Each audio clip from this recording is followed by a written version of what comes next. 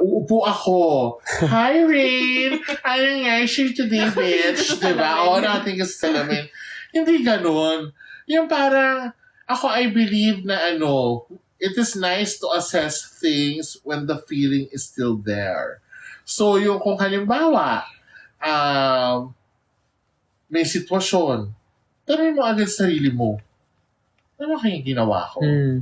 Kasi pwede mo siyang balikan. Yun, Oo, di ba? Yung pwede mo siyang, shucks, nung itong moment na to, napaisip ako tama kayang ginawa ko, abangan ko yan.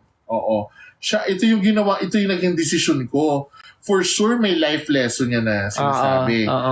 Aabangan ko yan, na ibulong sa akin yan yung dapat lagi kang bukas. Or yung taong pinagkakatiwalaan mo, pwede mo siyang tanongin. Yes. Yun. Isa rin yun. Diba? Parang pag halimbawa mabaho yung hininga mo, yung parang merong tao na kapag iba yung nagsabi, ma-offend ka. Pero yung kapag yung tinatrust mo, sis, ang baho ng hininga mo. Matanggap mo pa. Talaga ba? Minsan kami ni M ganun. Hi, Miss M. Yung